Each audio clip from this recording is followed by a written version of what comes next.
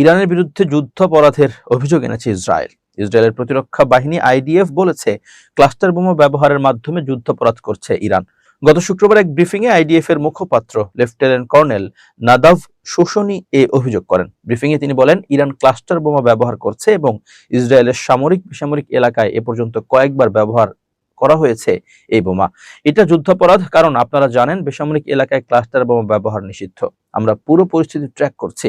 ইরানের পরমাণু প্রকল্প নিয়ে গত 6 ফেব্রুয়ারি থেকে 27 ফেব্রুয়ারি পর্যন্ত 21 দিন ধরে সংলাপ চলে তেহরান এবং ওয়াশিংটনের মধ্যে। 27 ফেব্রুয়ারি কোনো প্রকার সমঝোতা চুক্তি ছাড়াই শেষ হয় সেই সংলাপ। তার পরের দিন 28 ফেব্রুয়ারি ইরানে অপারেশন এপিক ফিউরি শুরু করে যুক্তরাষ্ট্রের সামরিক বাহিনী। ওয়াশিংটনের সঙ্গে তাল মিলিয়ে একই সময় ইরানের সামরিক অভিযান অপারেশনের রোয়ারিং লায়ন শুরু করে ইসরায়েলও। হামলার পাল্টা জবাব হিসেবে ইসরায়েল ও মধ্যপ্রাচ্যের মার্কিন সেনাঘাঁটিগুলোতে দফায় দফায় ড্রোন নিক্ষেপ বা ক্ষেপণাস্ত্র নিক্ষেপ করেছে ইরান।